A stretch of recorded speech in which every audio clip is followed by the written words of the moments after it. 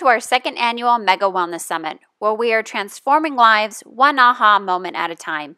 I'm your host, Nikki Jensen, and thank you so much for tuning in and sharing this event with your friends and family. Today, we have a very special presentation for you by Dr. David Clark. Take it away, Dr. Clark. Okay, thank you, Nikki, for having me here with the Mega Wellness Summit in 2016. I had a great time last year presenting on how gluten sensitivity and celiac disease are the gateways to autoimmune conditions. And this presentation that I'm going to be sharing with you now is really kind of part two to that. And it's called the 6 most dangerous foods for celiac disease, gluten sensitivity, and a gluten-free diet. Because once you've been diagnosed with celiac disease or gluten sensitivity, then you've got to eliminate that food. But you have to eliminate the correct foods, and I'm not just talking about wheat and barley and rye. As we're going to find out today, it's a little more complicated than that. And for you to get the maximum benefit out of going gluten-free, you have to understand how dangerous some other foods are that you're going to be tempted to eat. So my mission here today is to try to explain to you what these foods are, why they are dangerous, and what you're going to do about it. So who am I talking to with this presentation during this Mega Wellness Summit? Well, I'm talking to people who are already diagnosed with celiac disease or gluten sensitivity. I'm talking to people who are already following some kind of gluten-free diet. I'm talking to people who are thinking about following a gluten-free diet. And I'm talking to people who have tried a gluten-free diet in the past, but with so-so results. And I'm going to be speaking to all of you about how to get the maximum benefit of a gluten-free diet. So what are we going to be covering? I'm going to be covering again, just briefly, what gluten is, what is gluten sensitivity, what is celiac disease, briefly telling you what the best testing I believe for celiac and gluten sensitivity is, bar none. This next bullet here is super important, and it's really what the whole presentation is about, honestly, is cross-reaction. What is that? I'm going to give you a visual way to understand it, and of course I'll explain it to you, but this is really, really central to you understanding how foods other than gluten and other than wheat and barley and rye can sabotage your best efforts to be gluten-free. I'll tell you what foods cross-react, and I'm going to tell you what I believe is the safest diet for someone who's gluten sensitive and someone who's transitioning into being on a gluten-free diet. So if you don't know my story, I'm going to tell you the short version of it. In 2007, I'm living on a lot of stuff. Well, I'll tell you this part. I was a vegetarian for about 10, 12 years. I was a very bad vegetarian because guess what I ate? I ate a large cheese pizza every day, $8 or $9 of Taco Bell every day. I smoked Camel filters. I drank 2 liters of Dr. Pepper every day. And this is not good for someone who has celiac disease, and that's exactly what I have. Now, I didn't know that back then. But long story short, what led up to in 2007 was I had to get a radiofrequency catheter ablation surgery for abnormal rhythms in my heart. I had atrial fibrillation, atrial tachycardia, and atrial flutter. Now, in 2008, I was diagnosed with celiac disease, and I wish I had known prior to then what I know now, because maybe I never would have had to have that procedure. I tested positive for, just in case you guys want to know, GAD65 antibodies, transglutaminase 2 antibodies, which are very specific for the intestines. I went gluten and milk free, and I've been that way since 2008. Now, you may ask yourself already, well, why is he milk-free? Why not just gluten-free if he's celiac disease? Well, that is the exact point of my presentation. I feel it's very, very important. Now, in my practice, 90% of the patients I see have an autoimmune disease. Now, some of these people have not yet been diagnosed. Maybe that's something we can do on another seminar about why don't people get diagnosed with these problems earlier and why isn't something done earlier. But a huge portion of what I see are women diagnosed with Hashimoto's or low thyroid. Hashimoto's is an autoimmune condition. It's the #1 cause of low thyroid in America. I also see people with SIBO, which is small intestine bacterial overgrowth, celiac disease, IBS, ulcerative colitis, Crohn's, a lot of different quote-unquote female hormone problems such as PCOS, infertility, menstrual irregularities, and of course rheumatoid, Sjogren's, lupus, and a lot of different kids, with autism, Asperger's, ADHD, dyslexia, and or more recently over the last few years, women and girls that have suffered injury from the Gardasil vaccine, which again is a whole other topic we can talk about some other time. But that's my practice. And so all these people you see here, they're all, this conversation that we're going to have today, this is what I have with these patients, and I probably have it 200 times per month.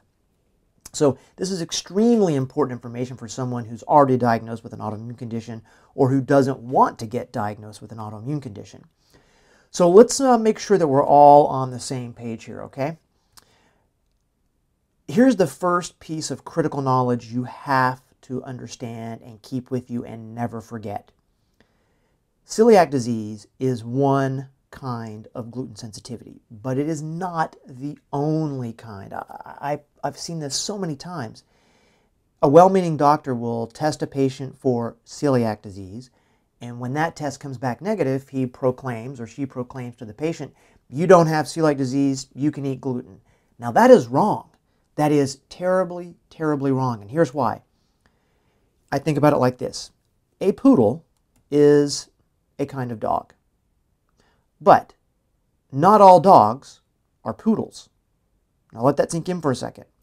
So yes, celiac disease is a kind of gluten sensitivity, but it's not the only kind. In fact, there's a big debate now, but I can tell you for a fact that there is non-celiac gluten sensitivity, there's non-celiac wheat sensitivity, there's wheat sensitivity.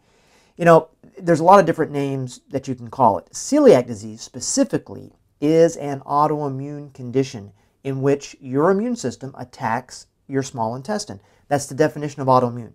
Autoimmune is when your own immune system mistakenly loses its ability to tolerate you and attacks you.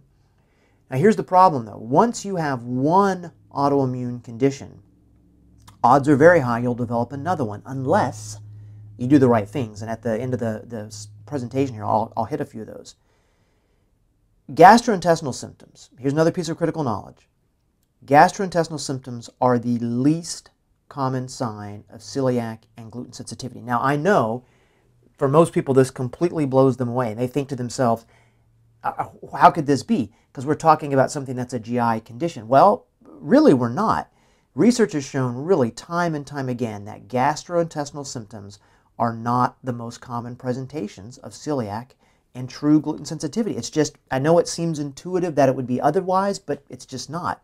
The most common presentations are neurological symptoms and endocrine symptoms, meaning hormone symptoms. So what do we see? We see hypothyroidism, we see infertility, PCOS, migraines, seizures, ADHD, something like brain fog. I mean, something like 85% of the patients I see with autoimmune conditions describe brain fog.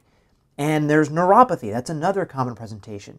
So I need that to just get burned into your brain that you can have a gluten problem, you can have a celiac disease issue, and not have any GI symptoms like diarrhea or gas or bloating. And it's really the most common misunderstanding amongst your family and your friends is they think, well, you don't have diarrhea when you eat Roman meal bread, so you must not have a problem. It just doesn't work like that. It just goes to show that a lot of things in science and health that seem like they would be very intuitive at face value, they don't work that way. So another piece of critical knowledge, and this is kind of to summarize what I've said for the last few slides. There are many components of wheat to which you can be sensitive. Gluten is the name of one of them. And if I had time, I would break this down even further for you, but the Mega Wellness presentation I did last year, I spent some time talking about all these different components of wheat. I'll just tell you the names of them. There's glutenin, there's gliadin. Gluten is kind of a catch-all word that people use when they mean they have a wheat problem. But you may not technically have a problem with gliadin or glutenin. You could have a problem with deaminated gliadin. You could have a problem with wheat germ agglutinin. Gluten sensitivity means you have an immune system reaction, bad reaction, to some component of wheat. So your immune system has targeted this component of wheat and continues to target it as an invader that needs to be destroyed. So it creates lots of inflammation. As I talked about in the presentation last year, it leads to your immune system attacking your own tissues. And here's the takeaway here. Whether you use whatever word you want to use, whether it's a gluten sensitivity, gluten sensitive, celiac, non-celiac gluten sensitivity, it's all basically the same thing. You either do or do not, and what we're talking about here is do, you have an immune system inflammatory reaction against one of the components of wheat. That's really what we're talking about no matter what name that you want to give it. The standard treatment, the standard kind of medical gastroenterology treatment for celiac disease, or even gluten sensitivity for the gastroenterologists that believe in it, is the following. A gluten-free diet, which is no wheat, no barley, no rye. But here's the thing. There have been some studies that have shown that people that are eating that diet don't sometimes recover. And so the question is, are you really gluten-free? So let me start by asking you guys that are out there a question. How did you respond to the gluten-free diet, assuming you've been on it? There's about 4 ways. The first one is, I felt great. I'm completely changed my life. I'm a totally new person. And that does happen for some people. The second type of person responds this way. I'm great for a while, but then I sort of plateaued. The third group, they responded really well for a few weeks or months, but then their symptoms returned. And then the fourth kind, they did okay, they guess, but no real big improvement. And the fifth person said, hey, going on a gluten-free diet gave me diarrhea, so I went back to eating gluten because clearly I need to have gluten, otherwise I get diarrhea. Now, just so you guys know, that's really, that's something that happens to people. But the reason that happens to some people is they have what's called an opiate peptide reaction. They have 5 to 7 days of diarrhea because they have a opiate reaction to gluten. And when they come off of gluten, their intestines essentially have to get used to life without this opiate peptide slowing everything down. It's just an adjustment period. Now, here is the main thrust of today's presentation for you guys. It's something called cross-reaction. So let me get right into it. The first thing I want you to know is that there are things called antibodies. Now, our immune system makes antibodies for lots of different things. They're like little flashing adhesive strobe lights.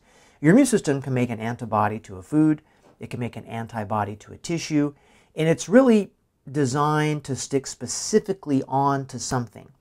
And truthfully, we've all got antibodies to lots of different parts of our bodies, but not in large numbers. And an antibody is kind of how your immune system samples your tissues to see, is this normal, does this need to be destroyed, what's the health of it.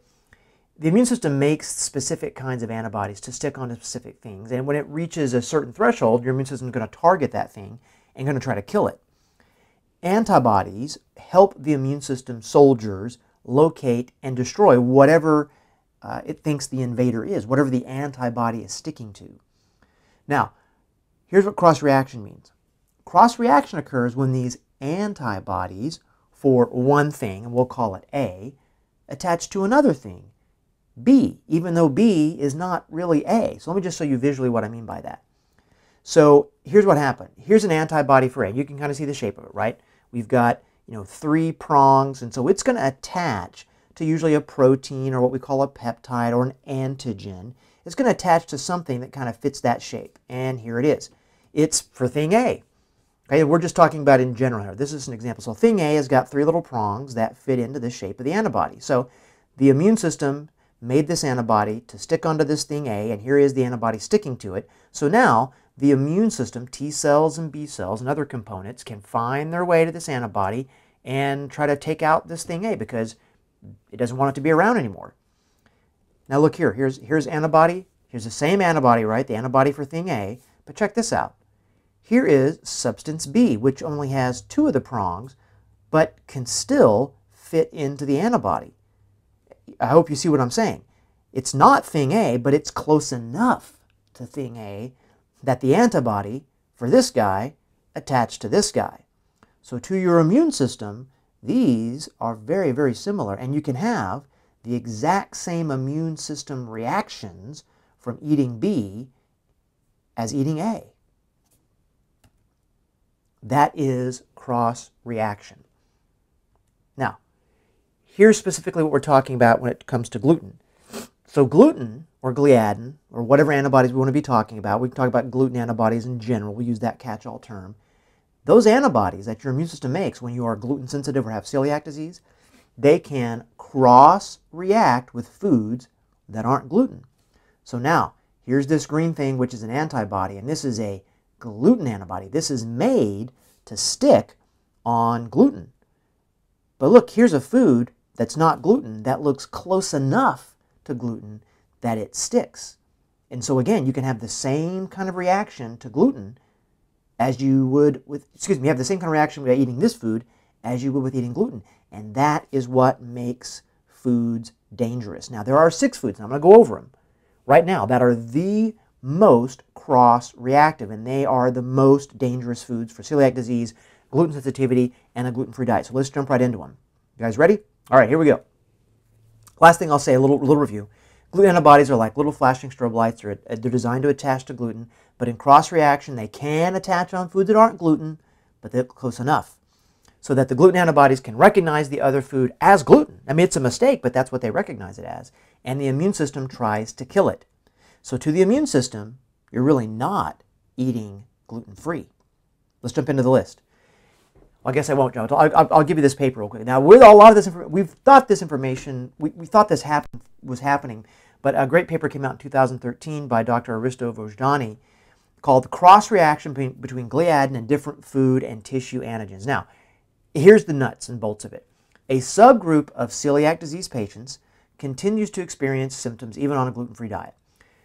Now, this is a quote from the paper, we attempted to determine whether these symptoms could be due to either cross-contamination with gluten-containing foods or cross-reactivity, and you guys already know what that is, between alpha-gliadin and non-gluten foods consumed on a gluten-free diet. Now, alpha-gliadin is one of those components of wheat, and if I had time I would explain that, but I don't. So they're just checking to see, hey, are you cross-reacting? Is it contamination of foods with gluten? Because that does happen. Or is it the fact that the antibodies for alpha-gliadin can stick onto other foods that people often eat when they go gluten-free? So here's what they found. The consumption of cross-reactive foods as well as gluten-contaminated foods may be responsible for the continuing symptoms presented by a subgroup of people with celiac disease. The lack of response of some celiac disease patients may also be due to antibody cross-reactivity with non-gliadin foods. Now remember, gliadin is just another word for the kind of catch-all word gluten. These foods should then be treated as gluten-like peptides, and peptides is just a small kind of a protein kind of thing, and should also be excluded from the diet when the gluten-free diet seems to fail. Now I'm going to tell you exactly how to do that in just a minute. Now here's the list. The number 6 most dangerous food is, drumroll, rice. Now you may say to yourself, but rice is supposed to be a gluten-free food. It is gluten-free. The problematic part of rice is not that it contains gluten, but it has what's called a 16 KD, which means kilodalton protein. And that kilodalton protein cross-reacts with antibodies for wheat. So here it is, guys. If you go back to our little green antibody picture, the antibodies for gluten and wheat can stick to rice because there's a protein in rice, this 16 kilodalton protein, that looks similar enough that the antibody can stick to it. Now, it also cross-reacts with antibodies for corn, so that means rice cross-reacts with corn too, and rice cross-reacts with antibodies for millet. So here's the thing, as you're going to find out in a minute, this is really not a good food to be eating on a gluten-free diet, or at least not in the beginning of a gluten-free diet. And here's the other point I want to make. It doesn't matter if this is white rice or brown rice, etc. Now, wild rice is really not rice, and so it's not directly related to the rice I was just showing you. But number 6, that is the most problematic food, is rice because it cross-reacts with antibodies for wheat, which means if you eat this and you've got antibodies for wheat, there's a very good chance you're not going to get rid of your gluten sensitivity problem because it's going to be confused and be attacking rice. Number 5 most dangerous food is millet. Now again, millet is often billed by people, it really shouldn't be billed this way anymore, but up to 2013 it was often billed as a safe gluten-free food. Again, millet does not contain the gliadin from wheat. It does not contain any of those those wheat compounds, but millet does contain a protein that is very similar to a protein in barley. And remember, barley contains the same kind of gluten proteins as wheat. It's called a lipid transfer protein, also sometimes called an amylase inhibitor. It is what we call part of the prolamine superfamily. You guys don't have to remember that part if you don't want to, but I just put it in there for people who are kind of technically minded. So back white. No, so that's millet. I mean, millet is the same boat as rice. Let's go to number 4. Number 4 is, and I'm sure you recognize it, oats. Now there's 2 issues with oats I'm going to explain here to you. Oats do not contain that wheat gluten, but there's 2 issues with oats. One is cross-contamination is really a major problem with wheat, barley, and rye and oats. And the reason is Oats are often transported in the same trucks. They're often stored in the same silos. And I can't find the study right now, but there's some like major percentage of commercially available oats in the grocery store that are contaminated with wheat, barley, and rye. But what I'm talking about here in the cross reaction is there's a protein in oats called avenin. Now, it's in some strains of oats. And that protein cross-reacts with antibodies for wheat, barley, and rye. Now, here's the thing I want to tell you. This happens in some strains of oats, even if they're labeled gluten-free. It doesn't matter if they're steel-cut oats, gluten-free oats, because oats are gluten-free. When you see oats that are labeled gluten-free, what they're telling you is that these oats don't contain any contamination with wheat, barley, and rye. But they cannot tell you, and in fact, I haven't found anybody to tell me this yet, which strains of oats, what brands contain avenin and what don't. So, as we're going to find out, it's probably best to be avoiding oats during what I call a critical period. Now, some people, like myself, I really can't do hardly any oats. Apparently, I'm eating the oats that do have this avenin in them. I've tried oats a couple years ago, and I just can't do it myself. Some people are not going to be able to do them no matter what. Number three. Number three is corn. Now, corn products are everywhere, and as you know, there's a lot of gluten-free products have got corn in them.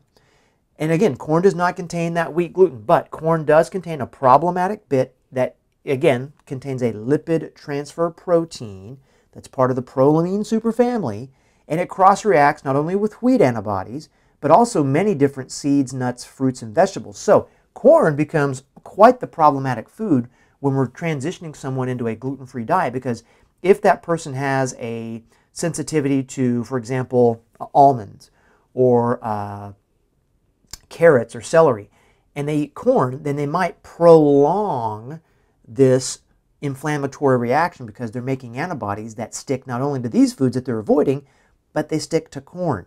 So it's a case of mistaken identity, but it prolongs the gluten sensitivity issue and prolongs the inflammation from it. Now, GMO is not the issue. So GMO corn and non-GMO corn, that is not what we're talking about. All corn can do this. The number two most dangerous food. Now we're getting down to number one. It's like it's like I'm counting down the 10 most dangerous snakes, you know. Number two is, you may not recognize that, but it's yeast. Now we're talking about brewer's yeast, baker's yeast, and nutritional yeast. We're not talking about candida. That is a completely different animal. We're talking about dietary yeast. Now, all three of those things are really the same thing. They're called Saccharomyces cerevisiae. Again, we're not talking about candida or anything else. We're talking specifically about these dietary yeasts. The problematic bit is, this is what the researchers had a hard time figuring out with this one particularly. It's 50% similar to what we call a celiac peptide. And here's what they don't know. They don't know if yeast, in the study that they did, is cross-reaction. They don't know if the cross-reaction is due to cross-reaction, meaning there's a similar peptide, or if there's just contamination. That's a specific thing they said. And that question still hasn't been answered as far as I know, so we're still waiting on new information. So number two, yeast, means out of all the foods that they tested, we've been going in the order of most often does it, how much does it cross-react. Number two is yeast. Now here's the big bad, okay? Drum roll, please. The number one most dangerous food if you have a celiac, gluten sensitivity, or on a gluten-free diet is milk. All those are different forms of milk products, right? You see yogurt, you see some cheese, you see different kinds of cheese, you see some whole milk.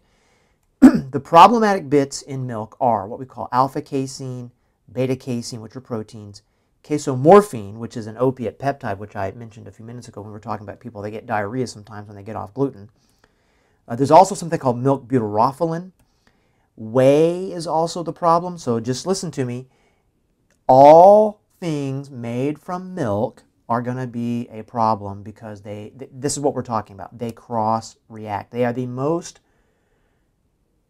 cross-reactive foods that were tested in that study, and that's what I found clinically in my patients. So we're talking about anything made from milk. Whether the milk is organic, whether the milk is raw, whether it's homogenized, that is not what the issue is. The issue is that it's made from milk. And really we're talking about whether it's cow's milk, sheep milk, or goat milk. Another thing I'll tell you is some people can, quote, tolerate cow's milk or goat milk because it has smaller fat globules in it. But they all have the same proteins in varying amounts. Yogurt's got less proteins than whole milk. Some cheeses have less, but they've all got it. So, and also the last thing is that we're not talking about lactose. Lactose is a sugar. So people that say, well, I drink lactose-free milk, but that lactose-free milk is not protein-free milk. Okay, milk is by far the biggest, baddest food that cross-reacts. Now, cultured is not the issue. So like I said, it doesn't matter if it's kefir or if it's yogurt. It is a cross-reactor. So here's what they found in the paper. We observed significant immune reactivity when these antibodies, gluten antibodies, were applied to cow's milk, milk chocolate, which has got milk in it, milk butyrophilin, whey protein, casein, yeast, oats, corn, millet, instant coffee, and rice. Now, I didn't go through all of these because I went through the top 6, but I do just want to say one thing about this. The instant coffee they checked were not like, I'm not going to give any brand names, but they're talking specifically about those types of flavored powdered coffees in the little tins. Those they think had to be contaminated with a non-disclosed gluten in it because it didn't contain milk. So what was it they reacting to? So I just want to mention that these little instant coffee things are talking specifically about the little flavored ones in the little metal containers that you can still get. Here's a little breakdown of it. As you can see, here's alpha-gliadin, here's the wheat antibody, which is kind of the control, and here are, how high the bar is how much it cross-reacted. And here you see, here's all the milk compounds, here's all the ones we talked about. Now, if you look, what they didn't see, and this is all subject to change, okay? They didn't see that sesame, buckwheat, sorghum, hemp, amaranth, quinoa, tapioca, teff, soy, or egg, or potato reacted really significantly at all. But here's our ones we just talked about, right? Rice, corn, millet, the yeast we talked about, the oat cultivar that has avenin in it, but here's an oat cultivar, what they mean is a strain that didn't have the avenin in it, milk chocolate, which has milk, whey protein, which is milk, milk butyrophilin, which is milk, and casomorphin, which is milk, and casein, which is milk. So there's a little, and you can get that from the paper. You can get that. That's a screenshot from that. I think it's an extraordinarily important paper for all of us to understand. Now here's a couple points I want to make in fairness. In fairness, when we talk about cross-reaction, it is not guaranteed to happen in every gluten-sensitive patient with all those foods we just went through every time. It's not guaranteed. But it is very likely to happen. It's very likely for you to cross-react to these foods, particularly milk, out of all the others. Very likely if you have a leaky gut. And you eat those 6 foods, along with having gluten sensitivity or gluten antibodies, it's very likely you're going to cross-react to one or more of those things. Now, what it's going to do, though, is it's going to make it very difficult for you to get better. You're going to plateau. Your symptoms may return. You may never feel better at all. It's a very, very important thing because there's a two-way street. If you eat one of those cross-reactive foods, rice, millet, oats, corn, if you eat those things, it can refresh your original gluten sensitivity response. So here's the scenario. You're on a gluten-free diet and you've got a leaky gut, and then you eat milk 30 or 45 days into your gluten-free diet. It can refresh that gluten sensitivity response and create all that inflammation that was making you feel bad all over again. You make fresh gluten antibodies, you have to start the clock over again. So I'm going to give you some solutions to this in just a second. So is there testing for cross-reaction? Well, yeah, I mean, the people that made that paper, there is a test you can do. It's done from Cyrex Labs. But here's the thing. It's really not an exact test for cross-reaction. That would be really too expensive to do. But here's what we know. Instead, what you can do is you can test for levels of immunoglobulin A and immunoglobulin G antibodies for those 6 foods. And if the person that's got, like if we take you, right, and we already know that you're gluten sensitive, and we know that you have celiac disease, one of those kind of things, and then we test you, and you've got high levels of IgG and IgA combined antibodies for one or more of those 6 foods we've been talking about, then we can pretty safely assume that the reason you're getting those is cross-reaction, especially if you tell me, I don't eat rice, I don't eat corn, I don't eat baker's yeast, I don't eat rice, I don't eat millet. If you've got antibodies to those things, then you're probably cross-reacting to them. Okay, now that's done through Cyrex Labs. You can get that test if you want to. I really don't do that test on anybody anymore, and I'll tell you why in just a second. But just so you know, I don't have any financial interest in that lab whatsoever. Now here it is. Here's the biggest mistake, the absolute 100% biggest mistake I see all of my patients have made before they come to see me, and a lot of you are making, is you go from eating gluten to now quickly eating gluten substitutes such as rice, corn, millet, oats, and yeast. And you get those in gluten-free bread, gluten-free pastas, gluten-free crackers. That's where you're getting those things from. Now, why is this a mistake? It's a mistake because persons that have celiac disease or wheat sensitivity, all these words we've been using, you people almost always, I'm going to say greater than 90%, have a leaky gut at the same time as you have the gluten sensitivity. And let me just back up. And here's the problem. When you go from eating gluten to now eating gluten-free, you still got that leaky gut. That leaky gut has to get fixed. So if you now start eating these gluten-free substitutes, you develop new sensitivities to these foods very easily. Why? You develop because you've got a leaky gut. A leaky gut is just increased intestinal permeability. What happens is there's large proteins and peptides that normally would not be able to cross the wall of your GI tract. Well, in leaky gut, they can now cross the wall. Now, what happens is this causes a major body-wide inflammatory response. This is a little picture of it. I mean, here is your gut lining, and here are these little tight junctions here. Now, here we see a leak. Now, these particles right here normally wouldn't be able to get through there, but now they get through into your bloodstream, into your immune system, who sees it and flips out because it says, what is this large particle doing coming through here? We're not programmed to be able to allow that. It mounts an immune system response, and you get a systemic body-wide inflammation, not just GI symptoms, but body-wide. So you can get sore joints, headaches, brain fog, any kind of symptom from that leaky gut. Now, this is a microscopic slide.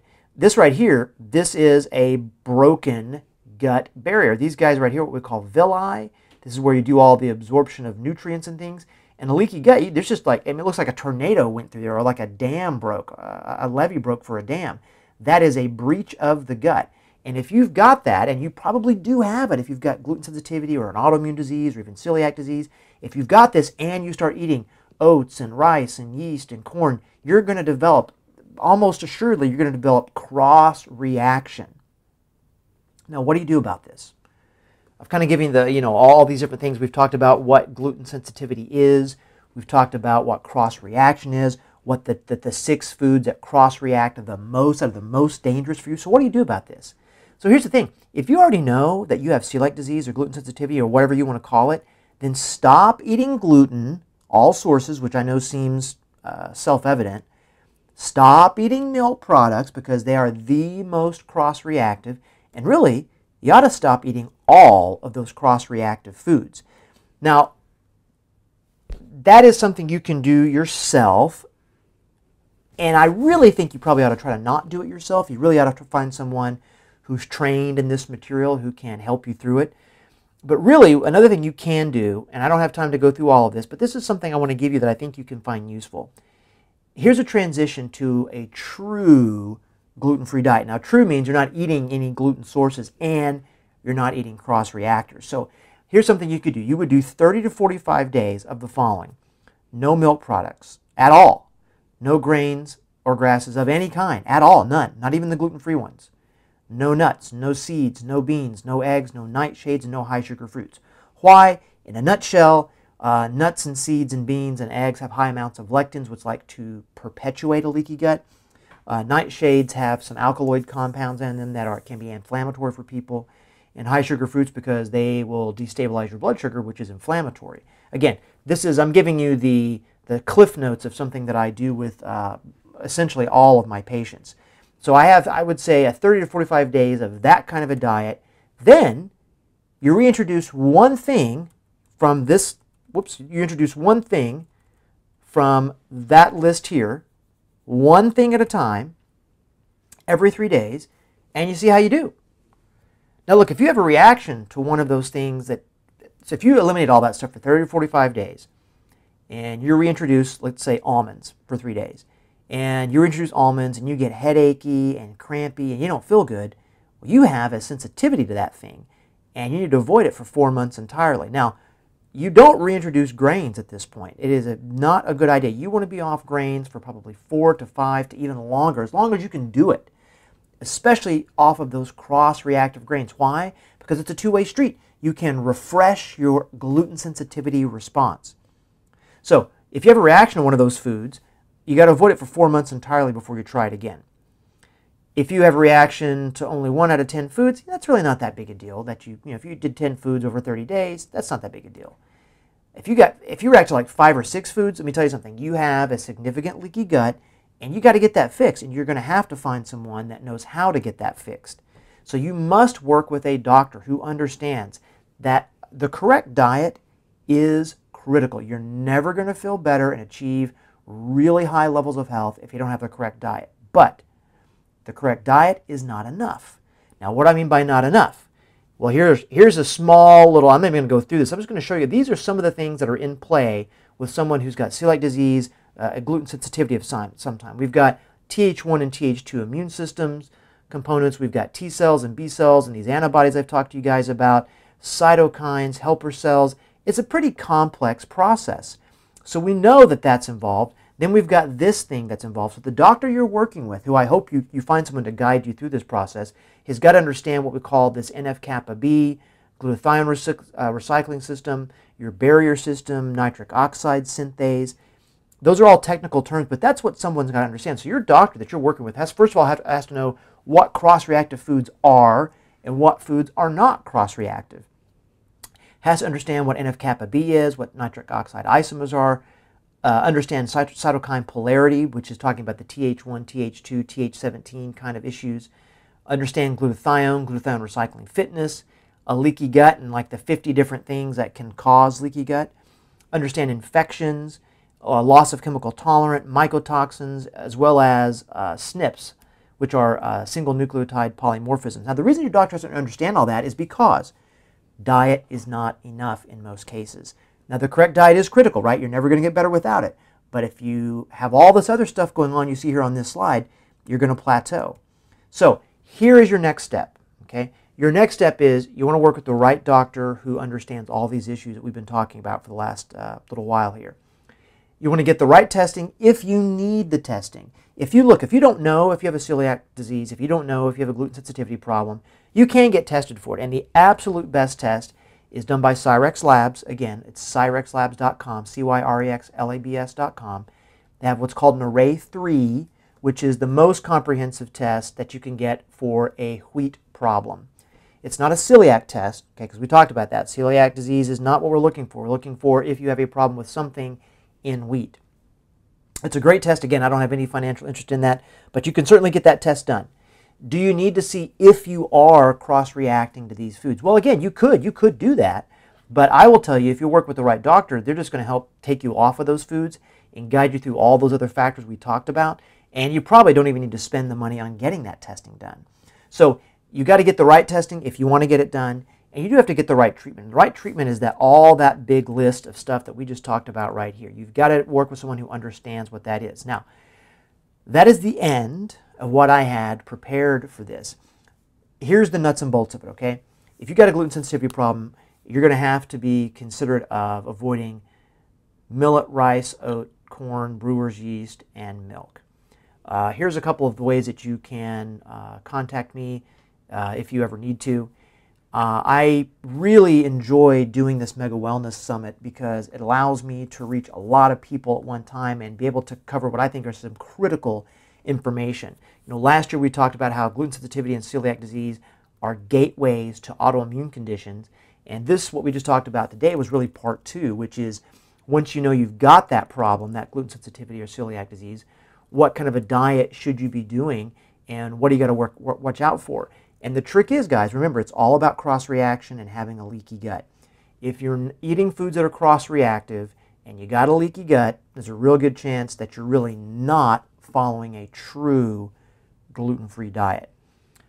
I hope that you found this helpful, and I really hope it helps you achieve a higher level of health. Make sure you're working with a doctor who understands these principles as well. And I hope I can come back next year and deliver some more information for you. Thanks so much, and thank you, Nikki, for having me. Goodbye.